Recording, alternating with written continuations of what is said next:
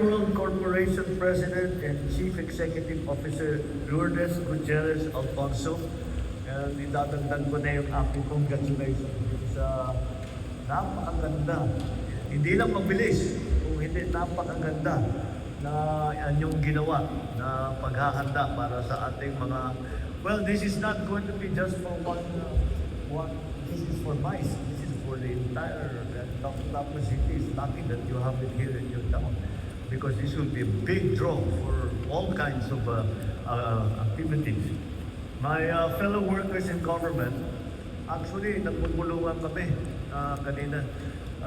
Kami mga sa gobyerno, sabi namin, sana sa government kaya natin gawin ito. Yung 2 taon, ganito malaki ang ginawang project.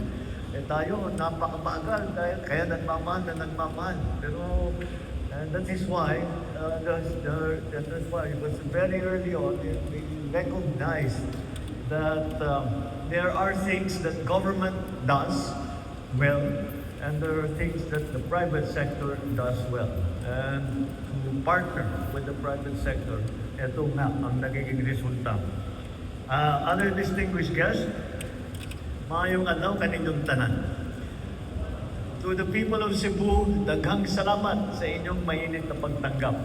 Kaligayahan ko po ang makabalik ulit dito sa Cebu, makasama kayong lahat. Isa na ito sa mga lugar na muli talagang aking binabalik-balikan.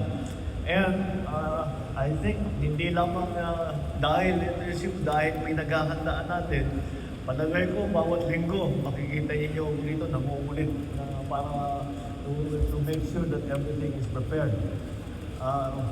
Dahil mabuti naman at dito gaganapin yung ating mga opening ceremony dahil Cebu is well known around the world, and the reason for that is not only because Cebu is a beautiful place, but your warmth, your generosity, kindness continues to show the world the true meaning of Filipino hospitality.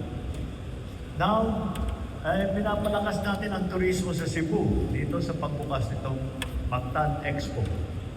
Our tourism industry is now under a great deal of pressure dahil sa mga nangyayari. And last year, we only welcomed 6 million people. Just to give you a frame of reference, Thailand welcomes 30 million tourists every year. Kaya malaking hakamuli natin. But still, facilities such as this are an encouraging sign. And I am excited to explore more ways to elevate Philippine tourism. Of course, Cebu will always play a very, very large part in all our plans for tourism. That you have made a name for yourselves around the world, and you are recognized as one of the favorite tourist destinations in the Philippines. Because travelers look for destinations that are easy to reach, equipped with facilities such as this, and of course, the beauty that the whole of the Philippines is able to offer. But alongside that, our infrastructure must continue to improve so that every visitor's experience becomes smoother, more memorable. That's why we need to build more facilities such as this and strengthen our infrastructure so that we support tourism even more strongly. Mactan Expo is one of the projects that will further enhance our tourism sector. Kevin gave you a little bit of background as to how the Mactan Expo came about. And I'll take it even a step further back. What really happened here was that we were in Indonesia for the ASEAN. And kausap ko si Prime Minister Anwar Ibrahim of Malaysia dahil sila ang susunod sa Indonesia. And we were talking about it, and he was saying that we are next. And then I asked him, what is it that you have to... Well, first of all, the first question I asked him, how much are you spending? Hindi ko na nagsasabihin sa inyo kung ano yung sinabi niya sa akin. Nagulat na rin ako sa malaking ano. And then he explained to me that we have 650 meetings. Besides the big ones in May, the opening ceremony and the summit in May, and then there's another summit in November. But even last January, nagsimula na tayo. We have had ministers meetings, we have kung saan-saan sa Pilipinas. So it is a really big deal. And of course, kailangan we show the best of the Philippines. So, doon napaisip ka agad ako. And that's when I started talking about it. I said, look, where is the place in the Philippines where we can bring our guests? Because I remember in Indonesia, kung saan kami dinala was a new tourist destination. And when I remember them seeing na talagang bagong-bago na yung medyo hindi pa tapos po na, not yet completely finished. And I asked President Widodo, said, why did you ask us to come here? And he said, because Bali is already too full. And so we need to develop a new tourist destination. And that's why, and then that's what I said, okay, fine. When I got back, sabi ko, susunod na tayo sa Malaysia. Paghandaan na natin. Saan tayo pwedeng maglagay ng 11, at that time 10 heads of state plus their delegations in one place. Simple lang, hotel accommodation. Each leader has to have the presidential suite. Hindi mo pwedeng ilagay sa junior suite na maliit. And it has to be, the facilities have to be sufficient so that the delegation and then they can work. Because when you go to these meetings, you bring a whole secretariat with you. So kailangan may lugar para yung the entire secretariat, tapos yung media. The logistics are quite daunting. So they said the only place is going to be in Manila, around PICC. Around doon, maraming hotel doon, maraming tayo. And sabi ko, I took the page out of President Widodo's book. And I said, okay, but everybody knows already Manila. And PICC is, maganda yan, no problem. But let's bring them to another place para makita naman nila. And we thought, where's the other place? Where are the big cities? Well, there's Davao, there's CBO, pero hindi yung kulang yung accommodations. The only place that we could do it was here, in Lapu-Lapu City. So, the next concern, saan natin i-conduct yung summit? At nakita ko yung mga ginawa nila sa ibang bansa, very impressive. So nagtanong na ngayon ako, kung gagawin, if the only alternative to Manila is going to be in Lapu-Lapu City, in Cebu, sabi ko, saan natin gagawin? Where do we have the summit meetings? And they said, well, there's no real place to conduct it. And that's when we had the conversation with Kevin. When he was saying, I said, paano nga, where can we do it? What hotel? Function, yung malaking function room. Then that's when he told me, actually, may plano kami na para sa magtayo ng convention center. Pero yun na nga, na-postpone dahil sa pandemic. And then I said, sige, ituloy na natin para total gagawin na rin ninyo, ituloy na natin. And he showed me the plans. And I think the capacity then was for 600, 800 people.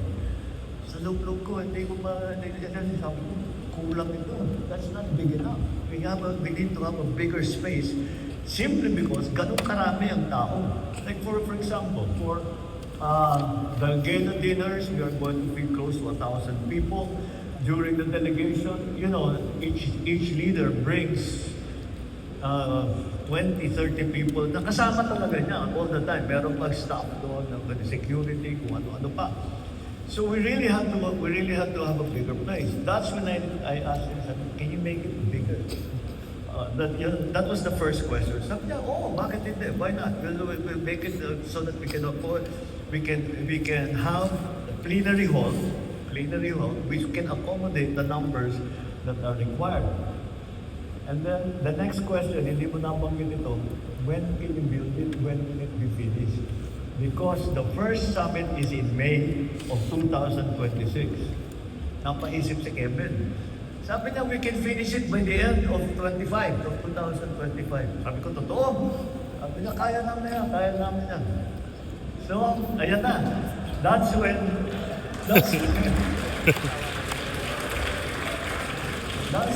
he started putting pressure on all of you guys.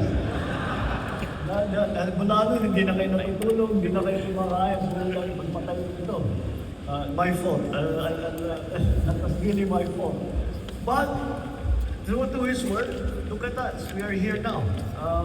I came here last January, and the structure was already here. Hindi pa finished na kagaya nito. But then, I said, Kevin, will it be finished in time? Will it be finished in time? We'll finish it in time. And lo and behold, here we are now. March 16 of 2026, and look at this very, very nice facility.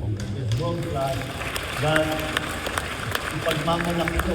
Kayang-kayang ipagmalaki ng Pilipino sa kahit sino pumunta rito. That this is as nice, and as well appointed, as well built, and has the capacity of any other convention center, all the MICE kind of activities. Kayang-kaya lahat ito. Hindi tayo magpapaya. Not only sa hindi tayo magpapaya, maipagmamalaki pa natin. And so I congratulate you all who have put in all the long hours and have put in all the long days that made this a success. And I'm looking forward now. Now I was here, I inspected now the lot that's in front of the convention center, kung saan namin gagawin yung gala dinner. At saka syempre may palabas tayo. And we have to make again, kailangan magpasika. Dahil nung kausap ko ang mga prime minister at saka president ng ASEAN, sinasabi ko, I didn't realize it was such a big production. Oh yes, and I'm sure, but they said, I'm sure the Philippines, you're going to have a very, very nice show, because we know the Philippines is full of talent, the singers, the dancers, all the entertainers. Sabi ko, no pressure. Kailangan pagdumihan natin. And so today I went there and we made the necessary adjustments. Basically, minadali ko lahat to make sure that everything is in place. And that's why I was saying earlier that I will be here more often, makikita tayo. But your job is, I suppose, 90+% done. Now it's our job to put up the tent and the hall for the gala dinner, which is very, very important, which will feature the best of the Philippines. The other reason why we chose Cebu was maraming talent dito. Marami tayong pwedeng puntahan. There are many areas. Kasi hindi naman pag kami, the mga leaders, all we see are the inside of the convention center and the inside of our hotel. But the rest of the delegations go around and they visit all the places. And so you have to have a place for them to go. And this is the only place that's really tourist-oriented and visitor-oriented. Outside of Manila, of course. Actually, mas maganda pa yata rito dahil you don't have to deal with all the other things. And the facilities are excellent. Malapit ang airport. Madali i-secure. You can secure the entire place. So, hindi magulo. Traffic is not going to be a problem. So, it really turned out, yun lang kulang was the convention center. Now that you have built the convention center, we can say that when we have built the temporary, we tatayo kami ng tent and put up the bamboo house. Then we will have completed all the preparation at least for May. And the next the next job that we are going to have to do is to prepare in Manila. But in Manila, again, PICC is ready. We have fixed it. Pinaganda namin is brand new. It looks brand new. And it's a very good facility anyway. And so, I'm medyo mas magaan ng loob kasi I don't worry as much now about them there because the facilities have been there for decades. And you know, having seen this, I don't have to worry about this area anymore because it's always been there. So I congratulate you all, and I am happy that we have this here not only for ASEAN, not only for the big summit meeting, but for afterward, because this will be here after the Philippine chairship of ASEAN is over at the end of this year. This expo will still, Mactan Expo will still be here to welcome all the visitors from around the world. And once again, it is of such quality and it is of such beauty that I don't think we will have to worry about it being good enough for whatever else you decide to organize, whatever else you decide to conduct here in this Mactan Expo. So I'm very proud to have my name on the plaque there in front that we just unveiled. I had very little to do with it except to put pressure on all of you guys. You guys did all the heavy lifting, as they say. And I am very grateful for all your hard work. I'm grateful for all your dedication to put the Philippines' best foot forward for not only our Asian neighbors, but for the rest of the world. In the many years to come, this will be remembered as a landmark facility for not only for Cebu, not only for Lapu-Lapu, but for the entire Philippines. People will come away from here and they will go back home and they will say, "Ang ganda pala nun."